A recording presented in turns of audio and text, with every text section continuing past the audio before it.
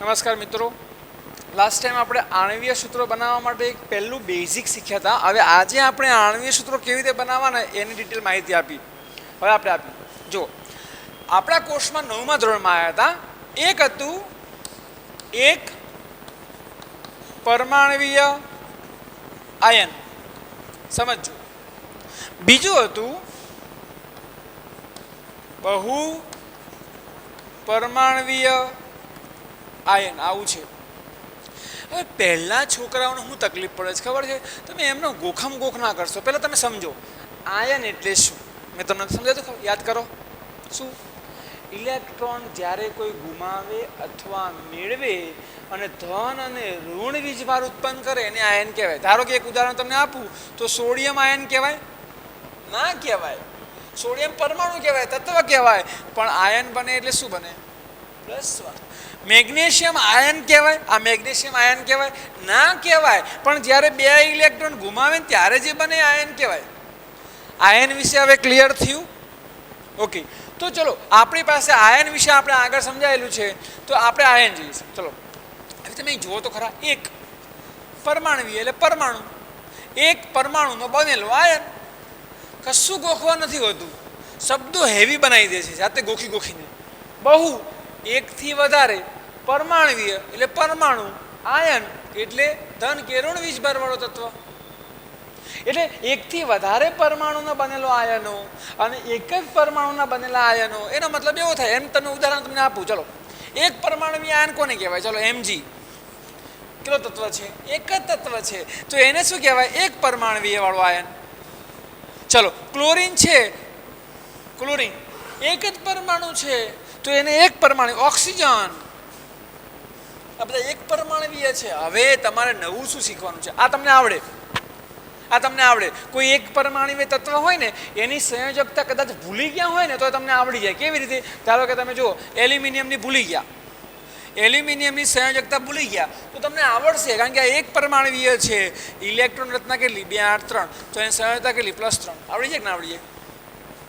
તો યાદ કરવાનો પ્રયત્ન કરવાનો, પણ કદાચ ભૂલી ગયા હોય તો 1 થી 20 તત્વમાં ઇલેક્ટ્રોન રચનાના આધારે આપણે એના ઉપર સંયોજકતા લખી શકશું. શેમાં? એક પરમાણુવીય આયનમાં. બહુ પરમાણુવીય આયનમાં એવું નહીં બને. ઇલેક્ટ્રોન રચનાના આધારે તમે નહીં લખી શકો, એટલા માટે તમારે પરફેક્ટ યાદ જ કરી લેવાની, ફટાફટ. ક્લિયર થયું? ઓકે, ફરી એકવાર. એક પરમાણુવીય આયનની જે સંયોજકતા છે યાદ રહેશે. બહુ પરમાણુવીય આયનની તમારે તૈયાર કરવી પડશે. અને હું તમને આખું લિસ્ટ લખાવું છું. સ્ક્રીનશોટ પાડી અથવા સ્ટોપ કરી લખી લેજો. કમ્પ્લીટ બધા આપણા કોર્સમાં જેટલા પણ આવે છે એટલા બધા હું તમને અંદર લખાવું છું. ચલો લખીએ આપણે. પહેલાં એ તમને કમ્પ્લીટ હોવું જોઈએ. જોજો, સમજો ભાઈ. જુઓ, આપણે પહેલાંથી લઈએ તો આપણે અહીંયા તમારે ટાઇટલ મારવાનું છે. શું? સંયોજકતાઓ તૈયાર કરી દેવાનું. ચલો, પહેલાં આપણે સંયોજકતા કહીએ.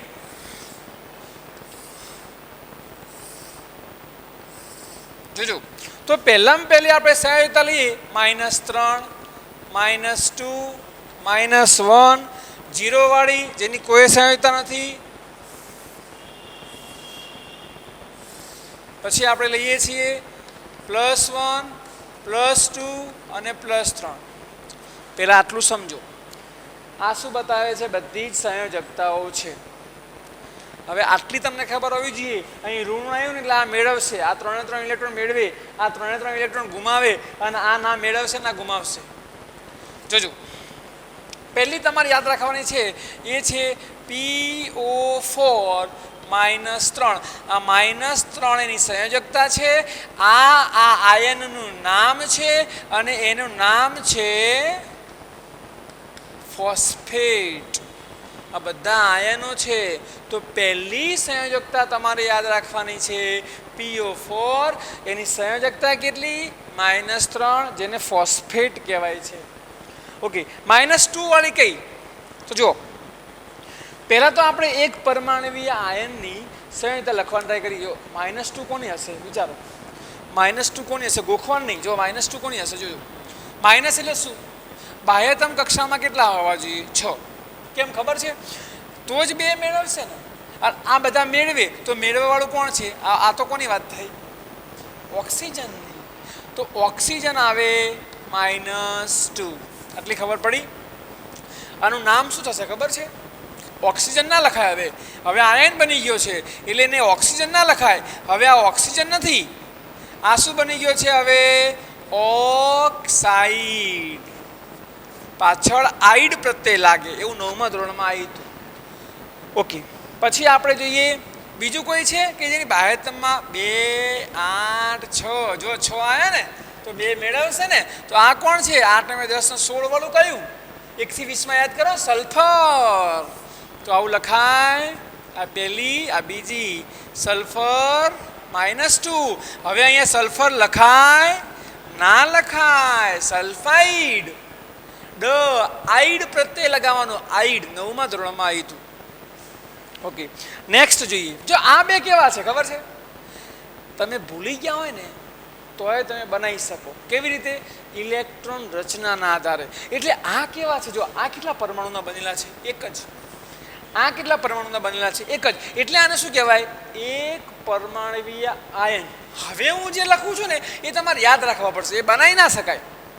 અને એ છે બહુ પરમાણવીય આયન, એટલે એકથી વધારે પરમાણુનો બનેલો. જેમ કે હું એમ કહું SO4 -2. જોજો અહીંયા સલ્ફર છે ને ઓક્સિજન છે.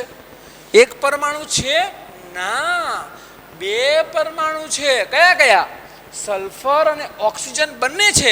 એટલે આને એક પરમાણવીય નહીં કહેવાય, આને કહેવાય બહુ પરમાણવીય. અને આની સંયોજકતા માઇનસ છે. શબ્દમાં લખાય છે સલ્ફેટ. ખ્યાલ આવ્યો? આ યાદ રાખવું પડશે. ચલો, એના પછી તમારા જે કોષમાં છે ને એવી રીતે જો 3 હોય, અહીં 4 છે, ઓક્સિજન 3 હોય તો એની સંયોજકતા કેટલી? -2. અને એને કહીએ છીએ શું? સલ્ફાઇટ. જો અહીં ડ આવશે, અહીંયા 8 આવશે અને અહીંયા 8 આવશે. આટલું યાદ રાખવાનું છે. ત્રણેયની સંયોજકતાઓ તો -2 જ છે, પણ સૂત્રમાં 4 લખવાના અને 3 લખવાના. આ યાદ હોવું જોઈએ. ચલો નેક્સ્ટ જોઈએ. તમારા કોર્સમાં છે એટલી જ લખીએ છીએ આપણે. CO3 -3 carbonate. ક્લિયર? આટલી તમારે યાદ રાખવાની છે. ઓકે, એક oxide, sulphide, sulphate, sulphide, carbonate. એક જ પરમાણુનું બનેલું, એક પરમાણવીય, એકથી વધારે પરમાણુના બનેલા બહુ પરમાણવીય આયન. આ યાદ રાખવાનું, આ સૂત્ર યાદ રાખવાનું. આટલું આવડે ને તો લગભગ તમને ઘણું બધું આવડી જશે. જોજો, ફરીથી એકવાર થોડું જગ્યા વ્યવસ્થિત રાખીએ. આપણે પાછળ કદાચ બનાવવું હોય તો વાંધો ના આવે. આપણે 0 મૂકીએ, અહીંયા +1 મૂકીએ. થોડા ખાના નાના કરી દીધા આપણે. +2 એટલે મારે તમને અહીંયા સમજાવતા ફાવે. બનાવવા હોય તો સૂત્રો યાદ રાખજો. હવે જો -1 જોઈએ. -1 યાદ રાખો. તમે તત્વ જુઓ, એક છે ફ્લોરિન. -1 માં શું આવે યાદ રાખો તમે? ફ્લોરિન. એની ઇલેક્ટ્રોન રચના કેટલી? 2, 7. ચલો, ક્લોરીન 2, 8, 7. આ કેટલા મેળવશે? 1. આ કેટલા મેળવશે? 1. એટલા માટે આપણે એના લખી શકીએ F-1. પણ હવે આ ફ્લોરિન ના રે, આ શું બની જાય છે? ફ્લોરાઇડ. ચલો, હવે આ ક્લોરીન જે હતું ને એ ક્લોરીન નહીં રે, હવે એ બની જશે ક્લોરાઇડ. ખ્યાલ આવ્યો? ચલો, આ -1 ની વાત હતી. એવા બીજા 2 છે પણ એ 1 થી 20 માં નથી, પણ તમારે યાદ રાખવાના. કયા ખબર છે? એક છે Br-1 જેનું નામ છે બ્રોમાઇડ. એક છે I-1 જેનું નામ છે આયોડાઇડ. આવું તમારે આવશે 5મા પાઠમાં. 17મા સમૂહના તત્વો, હેલોજન સમૂહના તત્વો. આ એ છે ફ્લોરિન, ક્લોરીન, બ્રોમિન, આયોડિન. આ બંને છે ને 1 થી 20 માં નથી, એટલું યાદ રાખજો. ઓકે, હવે બહુ પરમાણવીય આયન જોઈએ. બહુપરમાણવી આયનમાં એક છે OH માઇનસ, જેનું નામ છે હાઇડ્રોક્સાઇડ OH. કારણ કે જો આનું નામ કેવી રીતે આવ્યું ખબર? હાઇડ્રોજન છે અને ઓક્સિજન છે, હાઇડ્રો વત્તા ઓક્સિજન, હાઇડ્રોક્સાઇડ પાછળ આઇડ પ્રત્યે લાગે. આગળ જોઈએ NO3 માઇનસ, આને કહીશું આપણે નાઇટ્રેટ. ચલો તમારા કોર્સમાં છે એટલું જ લખાવું છું. બે આયન બીજા છે HCO3 માઇનસ, આને શું કહીશું આપણે? જોજો આને શું કહીશું? અહીં CO3 કે આગળ આવી ગયું છે, જોજો. હા અહીંયા આવી છે. આને શું કહેવાય? કાર્બોનેટ. પણ આગળ H આવી ગયું તો આને શું કહેવાશે ખબર છે? હવે H એટલે શું? H એટલે શું? હાઇડ્રોજન. કાર્બોનેટ. જો કાર્બોનેટ H છે એટલે હાઇડ્રોજન કાર્બોનેટ. સિમ્પલ તો છે. ઓકે, તો આ હતા -1 સંયોજકતાના આયનો. ઓકે, હવે અહીંયા આપણે એક કામ કરીએ, થોડું છે ને અહીંયા આના એક બે હજુ છે, જો કે તમારે ઇમ્પોર્ટન્ટ છે પણ લખાઈ દઈએ, આપણે લખાઈએ છીએ. તો આ -1 સંયોજકતા છે ને એના થોડા વધારે અહીંયા લખું છું. એ કયા છે જોજો, આગળ કન્ટિન્યુ કરજો. અહીંયા જ શું કરશું આપણે? HCH3COO -1, આને શું કહેવાશે? એસિટેટ. આ આગળ કામ આવશે આગળના પ્રકરણમાં, એટલે અત્યારે લખાઈ દઈએ. પછી H માઇનસ, આને કહીશું આપણે હાઇડ્રાઇડ. લગભગ બધા આવી ગયા -1 વાળા. સમજો, ખ્યાલ આવ્યો? તમે લખો ને એટલે -1 વાળા અહીંયા પણ છે અને થોડા અહીંયા લખ્યા છે બે. આટલા તૈયાર કરશો ને. જો હવે તમને એમ કેવું હોય કે આમાંથી એક પરમાણુ કયા? એક જ પરમાણુ, એક પરમાણુ, એક પરમાણુ, એક પરમાણુ, એક પરમાણુ. બાકી જુઓ, બે પરમાણુ બહુપરમાણવીય, બે પરમાણુ બહુપરમાણવીય, બે થી વધારે પરમાણુ બહુપરમાણવીય, બે થી વધારે પરમાણુ બહુપરમાણવીય, અહીંયા બે થી વધારે પરમાણુ છે. ખ્યાલ આવ્યો? આની તમે યાદ નહીં રાખો તો 1 થી 20 પ્રમાણે કરી શકશો, પણ આ તો યાદ રાખવાની જ. ઓકે, હવે 0 એટલે શું? જેની બાહ્યતમ કક્ષામાં ફિક્સ જ છે. હિલિયમ, નિયોન, હે ને, પછી આર્ગન Ar 18 નંબરનો તત્વ, ક્રિપ્ટોન Kr, ઝેનોન, રેડોન. પણ આપણા કોર્સમાં નથી એટલે આપણે નહીં કરાવતા. આટલું યાદ રાખો. આને 0 સંયોજકતા છે. આનો બહુ યુઝ ઓછો થશે. +1 વાળી જોઈએ. +1 માં Na+1, આનું નામ શું થશે? સોડિયમ. સિમ્પલ, એટલે આપણે લખતા નથી. સોડિયમ આયન છે તો સોડિયમ જ રહેશે. ચલો, પછી અહીંયા આવશે K+1 પોટેશિયમ. પછી આપણે યાદ રાખવાની છે લિથિયમ +1. આ જે થઈ ને એ +1 વાળી એક પરમાણવીય. કદાચ તમને ભૂલી ગયા હોય ને તો 1 થી 20 તત્વોના નામ પ્રમાણે તમે બનાવી શકો, પણ હવે હું તે લખું છું ને એ બહુપરમાણવીય છે અને એ છે NH4+. આનું નામ થાય એમોનિયમ. એમોનિયમ. હવે જોજો, તમને એમ થાય કે એમોનિયમ એટલે શું? તો આ એમોનિયા કહેવાય. આ એમોનિયા છે, અણુ છે, આયન નથી. પણ જ્યારે પ્લસ આવે ઉપર ત્યારે એ શું બને? આયન. તો એ આયનમાં શું લખવું પડે? એમોનિયમ. આને શું લખવું પડે? એમોનિયા. પણ આ આયન નથી, આ આયન છે, એમોનિયમ. આટલું યાદ રાખજો. ઓકે, પછી ધ્યાન રાખજો Cu+1. Cu એટલે કોપર, Q+. આની સંયોજકતા ક્યુપ્રસ નામ છે. કેમ અસ લાગ્યું? એવું 9મા ધોરણમાં યાદ કરો. જ્યારે સંયોજકતા નાની હોય ને, એટલે મેટલ હોય ને, ધાતુ, એને 1 થી વધારે સંયોજકતા હોય અને જો ઓછી સંયોજકતા હોય ને તો પાછળ અસ લાગે. OUS ઇંગ્લિશમાં કહીએ તો ક્યુપ્રસ, ક્યુપ્રિક. આવું આવ્યું હતું 9મા ધોરણમાં, થોડું યાદ કરી લેજો. ચલો, +1 વાળી જોઈએ. કેલ્શિયમની કેટલી? +2. યાદ કરો, નામ લખતા નથી. આનું આપણે કેલ્શિયમ છે, આનું આપણે મેગ્નેશિયમ છે, કાંઈ લખવાની જરૂર નથી. Mg, Zn. આ નવું છે તમારે, આ 1 થી 20માં નહીં આવે. Zn ની +2. આ એ નવું છે એટલે હું નામ લખું છું અહીં. જો અહીં તમને ના ખબર પડતી હોય ને તો ઝીંક લખું. આનું નામ ઝીંક છે. પછી અહીં ના ખબર પડતી હોય ને તો અહીંયા પણ નામ લખું છું બેરિયમ. ધ્યાન રાખજો, આ પેલું 3 નંબરનું તત્વ નથી પાછું. વિદ્યાર્થીઓ કન્ફ્યુઝ થાય છે. BA અને B આ શું છે? પેલું 4 નંબર વાળું, સોરી, બેરેલિયમ. લિથિયમ પછી આવે છે ને એ આ બેરેલિયમ છે, BE. પણ BA આવે ને તો બેરિયમ 1 થી 20 માં નહીં આવે, એ તમારે 11 ભણવા પડશે ત્યારે આવશે. આની સંયોજકતા કેટલી? +2 છે, બેરિયમ. આ યાદ રાખજો. ઓકે, પછી આવે છે Cu+2. જોજો આ હતું Q+, કારણ કે સંયોજકતા ઓછી હતી, અહીંયા +2 છે તો Q પ્રિક. હવે તમને ખબર છે કે સાહેબ અહીંયા એ 1 આવે છે ને 2 તો આપણે લેવાની કઈ? એ તો તમને ધીમે ધીમે પ્રેક્ટિસનો વિષય છે, ખબર પડી જશે શું લેવાનું. મોટા ભાગે આપણે +2 લઈશું. Q prick. ખ્યાલ આવ્યો? ચલો ઓકે, આગળ જોઈએ હવે. Fe+2, આને કહીશું આપણે ફેરસ. તો આ હતા સંયોજકતાઓ. આટલી તમે યાદ રાખશો તો તમને નામ બધું જ બનાવતા આવડી જશે. હવે +3 વાળી તમને ખબર છે કઈ કઈ? Al+3, Cr+3. આ નામ તમને નહીં આવડતું ને? આ નામ શું છે? Chromium ion. ક્રોમિયમ છે આનું નામ.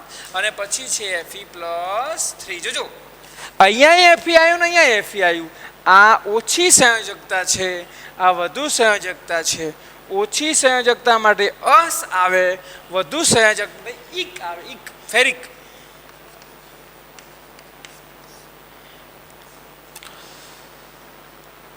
આ હતું આખી સંયોજકતાઓનું ટેબલ.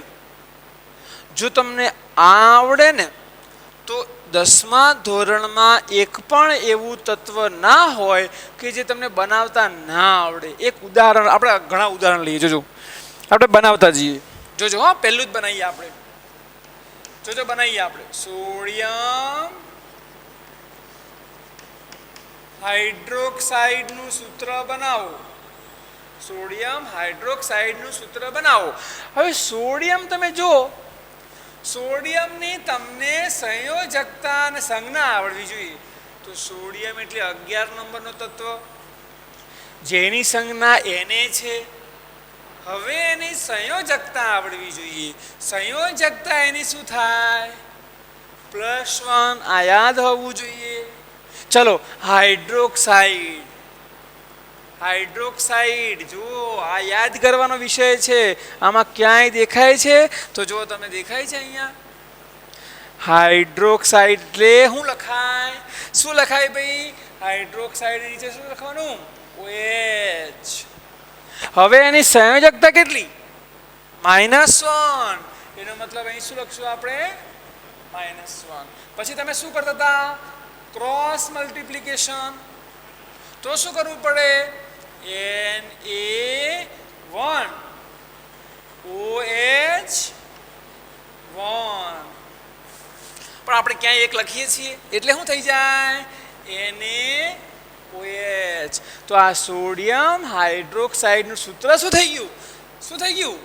NaOH. ક્લિયર થયું? ચલો આપણે આગળ જોઈએ. હજી સિમ્પલ લઈએ પહેલા, પછી થોડા આગળ લઈએ. જો સોડિયમ ક્લોરાઇડ.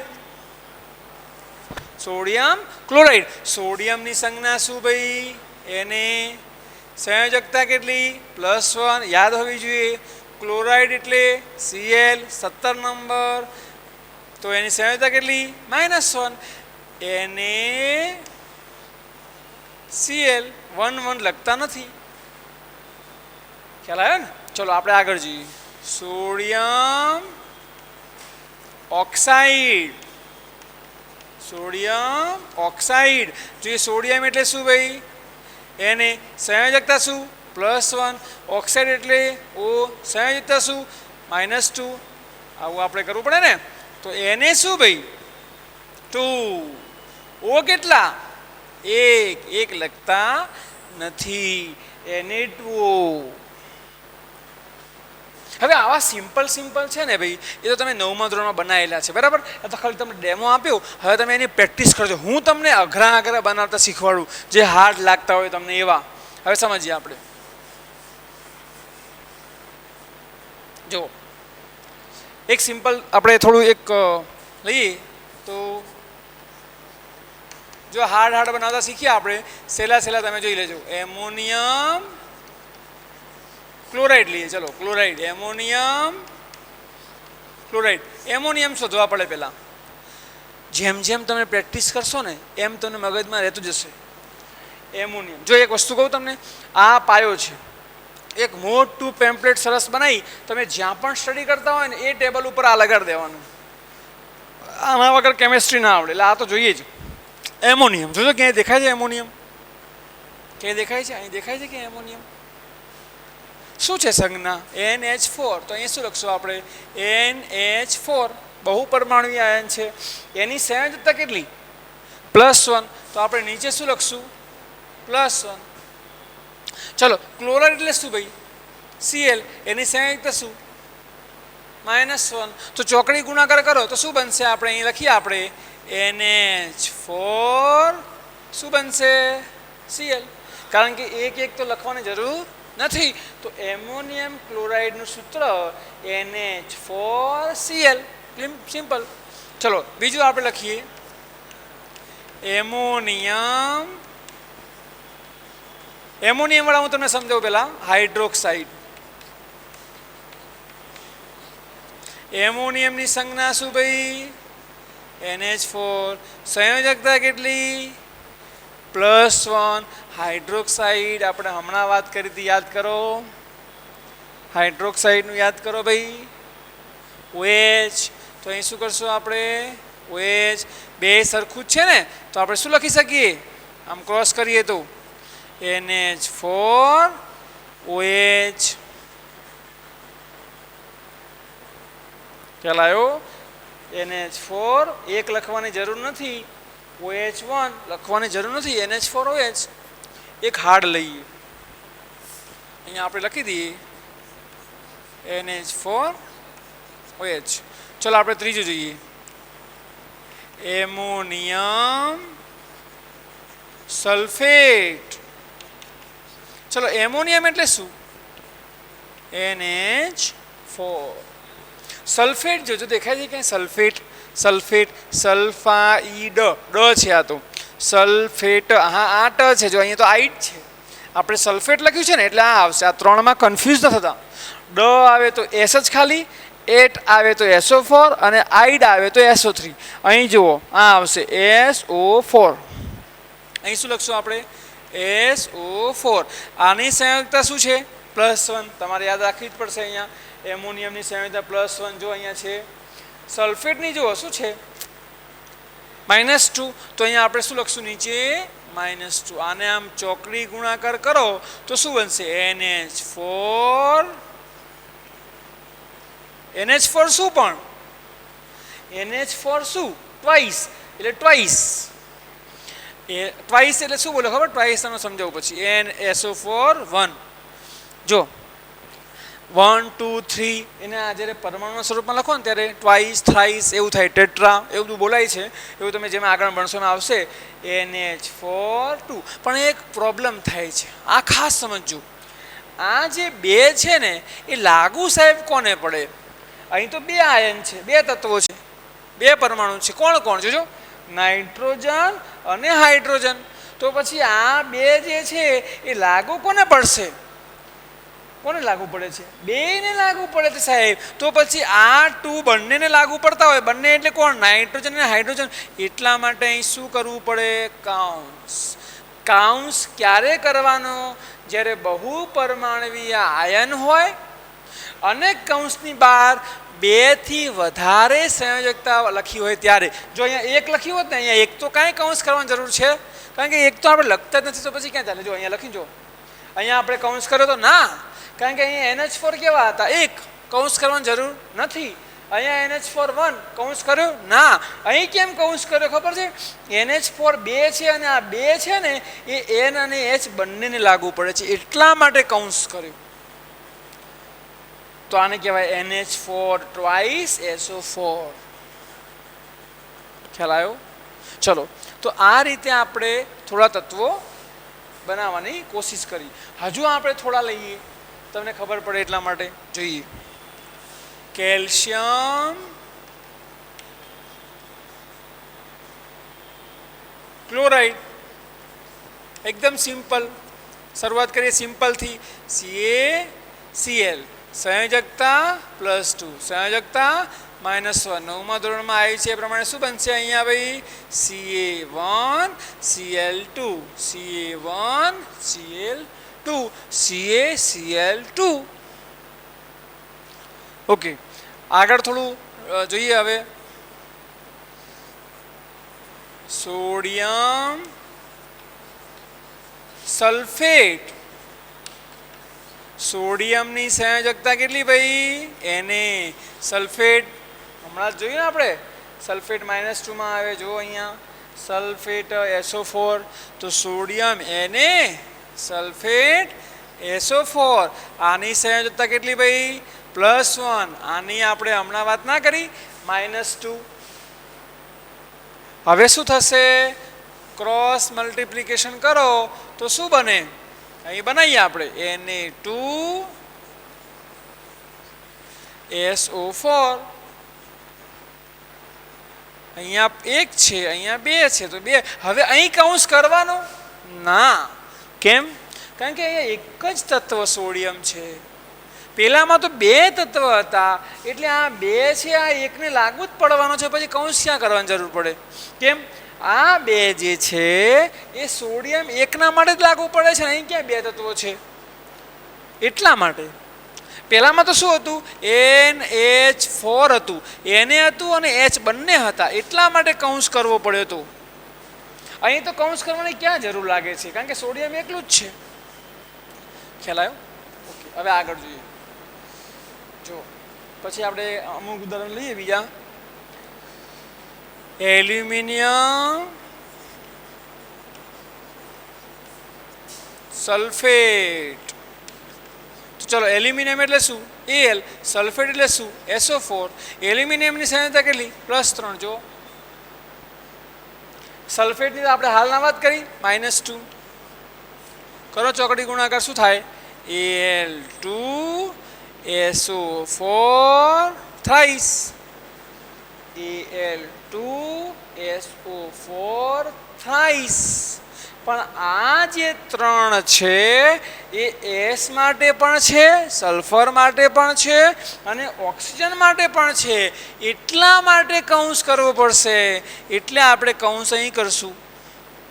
કારણ કે આ થ્રાઇસ છે એ સલ્ફર માટે પણ છે અને ઓક્સિજન માટે પણ છે. અને તમને યાદ છે, તમે પરમાણુવીયતા ગણતા હતા ત્યારે એલ્યુમિનિયમ કેટલા ગણતા? 2. પણ સલ્ફર 1 નહોતા ગણતા. સલ્ફર કેટલા ગણવાના? 3. ઓક્સિજન 4 નહીં, 4 તરી 12 ઓક્સિજન છે. એવી રીતે તમે પરમાણુવીયતા નક્કી કરતા 9મા ધોરણમાં યાદ કરો. કઈ વાંધો નહીં. ચલો હવે આગળ જઈએ.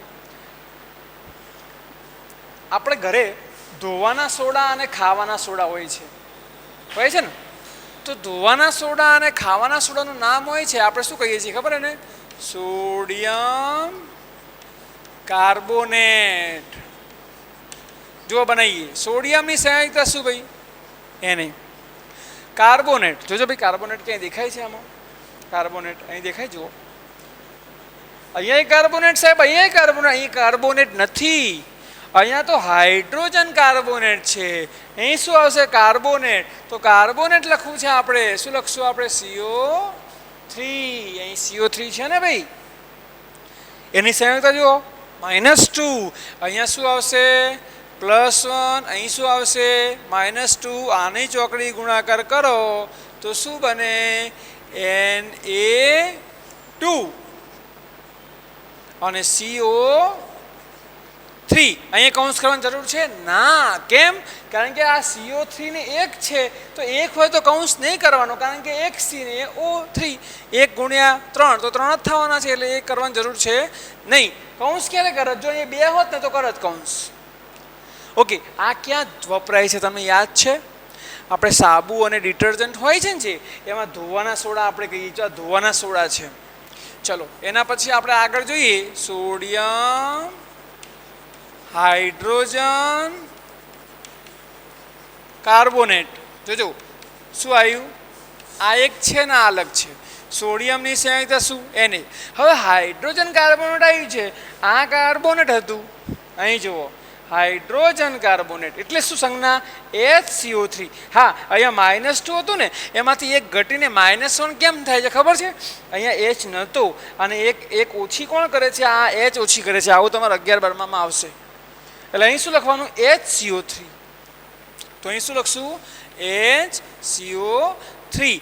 જ્યારે કાર્બોનેટ હોય તો H ના આવે તો સંયોજકતા -2 હોય. જો H આવી જાય તો એક ઘટી જાય અને -1 થઈ જાય. આની +1 છે.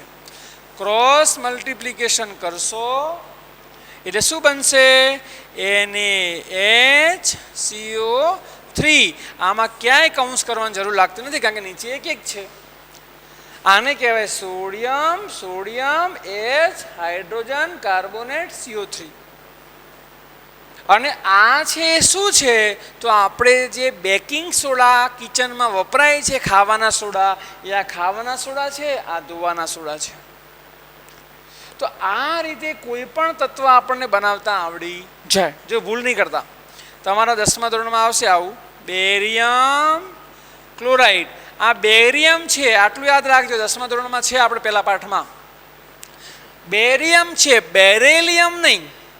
બેરેલિયમ 4 પણ બેરિયમ છે એની સંજ્ઞા શું? આપણે હમણાં વાત લખી જુઓ, અહીં ક્યાંક લખાઈ હતી +2માં. જો આ છે બેરિયમ, બેરેલિયમ નહીં, બેરિયમ.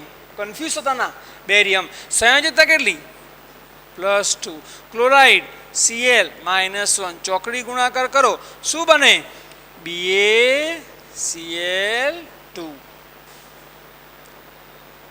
ખ્યાલ આવ્યો? તો આ રીતે આપણે કોઈ પણ XYZ હોય અને એનું જો આણ્વીય સૂત્ર બનાવવું હોય તો તમારે આ કોષ્ટક કમ્પ્લીટ આવડવું જોઈએ. જો આવડે ને તો આ બધા બનાવતા આવડવું જોઈએ. એટલા માટે હું તમને કહું છું કે આનું એક મસ્ત ચાર્ટ બનાવી દેજો અને તમે જ્યાં પણ સ્ટડી કરવા બેસતા હોય, વાંચવા બેસતા હોય, એની આગળ આ લગાડી દેજો. આના વગર તમને નહીં આવડે, આ આવડવું જ જોઈએ. થોડા ઉદાહરણ એક્સ્ટ્રા લઈએ આપણે. ચલો આમાંથી બનાવીએ આપણે બીજા. મેગ્નેશિયમ સલ્ફેટ બનાવીએ.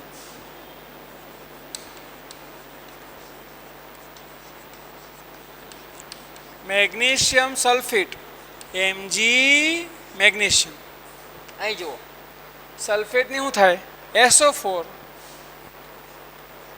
આની સંયોજકતા કેટલી? +2. આની -2. આ ધ્યાન રાખજો, આ ખાસ સમજવાનું છે. બધા અહીં ભૂલ કરતા હોય છે. હંમેશા આપણે શું વાત કરી? ગુણોત્તરની. લઘુત્તમ ગુણોત્તર હોવો જોઈએ. આ બે છે એના છેદ ઉડે છે એક સંખ્યા વડે અને એ જ સંખ્યાના આના વડે પણ ભાગી શકાય. એટલે એનો મતલબ એવો થયો કે આને 2 વડે ભાગો અને આને 2 વડે ભાગો તો થાય શું? 1-1. વાસ્તવમાં કહેવાનો મતલબ શું છે? આનો લઘુત્તમ ગુણોત્તર શું થયો? MgSO4. તમે ભૂલથી એવું ના લખતા Mg2SO4 2. યાદ રાખો, જ્યારે સમાન સંયોજકતા નીચે આવે ત્યારે આ બંને સંયોજકતાઓ ભૂલી અને ડાયરેક્ટ લખી દેવાનું. પણ એના માટે પાછળનો કન્સેપ્ટ શું છે ખબર છે? શું છે? લઘુત્તમ ગુણોત્તર જોઈએ. આને લઘુત્તમ. જો એક ઉદાહરણ તમે કદાચ ઘણા છોકરાઓને ખબર નહીં હોતી, હો આપણે સમજાવીએ. જોજો ઘણા છોકરાઓને આ ખબર નહીં હોતી. એમ કે સાહેબ કાર્બન ડાયોક્સાઇડ તો બનતું જ નથી. કાર્બન ડાયોક્સાઇડ એટલે કાર્બન ડાયોક્સાઇડ CO2. પણ અહીંયા કેમ બને ખબર? ડાય છે એટલા માટે. સમજજો, એક સમજાવું તમને. કાર્બન છે ને તો C, ઓક્સાઇડ છે તો O. આની સંયોજકતા શું? +or -4. આની શું? -2. તો પછી આપણે આનું બનાવીએ આવી રીતે C2O4 બનાવીએ છીએ? ના. કેમ ખબર છે? કારણ કે અહીં લઘુત્તમ ગુણોત્તર જોઈએ. એક એવી સંખ્યા મને કહો જેને 4 વડે ભાગી શકાય ને 2 વડે ભાગી શકાય. તો 4ને ભાગી શકાય ને 2ને ભાગી શકાય. તો જો અહીંયા 2 વડે ભાગો, અહીંયા 2 વડે ભાગો તો અહીં જવાબ શું આવશે? 2. અહીં જવાબ શું આવશે? 1. તો પછી આ નહીં જોવાનું, આપણે આ જોવાનું. તો જો બની ગયું C1O2 CO2. ખ્યાલ આવ્યો? તો આ હતું કાર્બન ડાયોક્સાઇડ. ઘણીવાર આવી રીતે લઘુત્તમ ગુણોત્તર લેવો પડે. જો બીજા આપણે ઉદાહરણ લઈએ એવા થોડા કન્ફ્યુઝ કરે એવા. ધારો કે મેગ્નેશિયમ ઓક્સાઇડ લઈએ, મેગ્નેશિયમ ઓક્સાઇડ, ચલો એમજી લઈએ, અહીંયા એમજી ઓક્સાઇડ એટલે શું લઈએ? ઓ. એમજીની સંયોજકતા શું? +2. ઓની -2. લઘુત્તમ ગુણોત્તર લેવો હોય એટલે આ બે બે આપણે લખવાના નહીં અને સીધું શું કરી દેવાનું? MgO. હમણાં આપણે આગળ સમજાયું ને લઘુત્તમ ગુણોત્તર વાળો, એ રીતના. ઓકે, તો આ રીતે આપણે કોઈ પણ તત્વના નામ આપણે બનાવતા આવડી જાય. હવે કેટલીક એવી ધાતુઓ છે કે જેની સંયોજકતા છે ને એ એકથી વધારે હોય. તમે જુઓ અહીંયા Cu+1, Cu+2, ક્યુપ્રિક, અહીં જુઓ ફેરસ, ફેરિક, હે ને? ઓકે, તો એ રીતના તમે જ્યારે સ્કૂલમાં આવશો ત્યારે આપણે આવી એક પેમ્પલેટ આપશું કે જેમાં બધા જ નામ આવી જાય છે. બરાબર, મેં અહીંયા પ્રયત્ન કર્યો છે કે તમને બધા નામ આવડે, બસ આ જ કન્સેપ્ટ હોય છે. ઓકે, એક ઉદાહરણ આપણે લેવાની ટ્રાય કરીએ. ફેરસ નાઇટ્રેટ અને ફેરિક નાઇટ્રેટ. જોજો હા ભાઈ, આવું તમારા કોર્સમાં છે નહીં. ફેરસ નાઇટ્રેટ અને ફેરિક નાઇટ્રેટ. જોજો શું ફરક છે આમાં, ખબર છે? ચલો અહીંયા ફેરસ જોઈએ. ફેરસ એટલે Fe થાય, પણ અહીંયા ફેરિક એટલે Fe થાય. ફરક શું છે? સંયોજકતા +2. નાઇટ્રેટ એટલે NO3 -1, અહીંયા નાઇટ્રેટ એટલે NO3 -1. જોયું ફરક ક્યાં આવ્યો? ફરક ખાલી અહીંયા જ આવ્યો છે. અહીંયા Fe+2 કારણ કે ફેરસ છે, ઓછી સંયોજકતા. અહીંયા Fe+3 ફેરિક વધુ મોટી સંયોજકતા. અહીંયા તો સેમ જ છે. હવે જુઓ, આની તમે ક્રોસ મલ્ટિપ્લિકેશન કરો એટલે શું થશે? FeNO3, અહીંયા શું છે? ટ્વાઇસ. અહીં જુઓ FeNO3, અહીં શું છે? થ્રાઇસ.